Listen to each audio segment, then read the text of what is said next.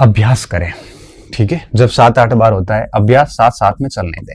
जैसे कोई टॉपिक पूरा हुआ, उस टॉपिक को प्रश्न देखें, प्रश्न मिलाएं, कंटेंट में नहीं आया है तो ऐड कर ले कंटेंट में, और फिर एक बार अभ्यास करने के बाद में, अच्छा एक चीज और, अभ्यास हमेशा पुराने पेपर से करें,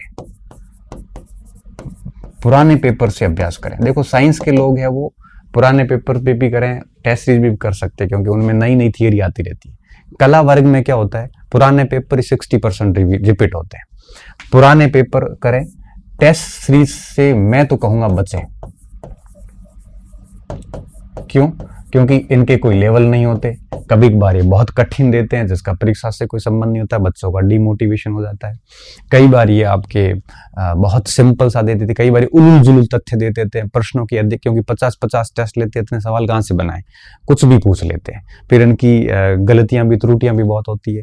ऐसी स्थिति में टेस्ट सीरीज की बजाय आप पुराने पेपर लेके आ जाए, 20-30 सालों के, आजकल मार्केट में खूब आते हैं किताबें, उनका एक एक प्रश्न का डीपली स्टडी करें, कहां से पूछा गया।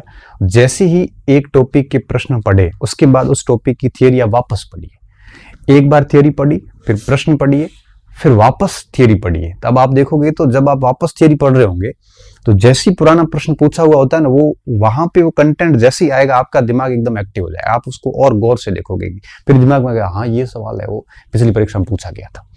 तो अभ्यास कैसे होता है, पहले सामग्री पढ़ी, जैसी सामग्री पढ़ी फिर प्रश्न देखो, प्रश्न किए, पुराने प्रश्न करने के बाद वापस सामग्री देख लो एक बार।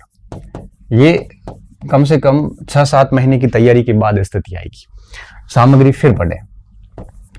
अब इससे क्या होगा, देखो जब यहां पढ़ रहे होंगे, ये इसलिए पढ़ा था ताकि प्रश्न कर सके, प्रश्न करने के बाद वापस इसलिए पढ़ रहे हैं ताकि पुराने प्रश्न आया ना, वो बिंदु आप और कंठस्थ करो, क्योंकि 70-60% पेपर रिपीट होता है और इतनी कट ऑफ नहीं रहती। इसलिए जब भी अभ्यास करो तो ये फॉर्मेट अपनाइए, सामग्री पढ़ो ताकि प्रश्न कर सको, फिर वापस सामग्री पढ़ो ताकि परीक्षा में आप अच्छे से कर सको, ताकि आपको कौन से बिंदुओं पे गौर करना है ये दूसरी बार में पता चल पाएगा।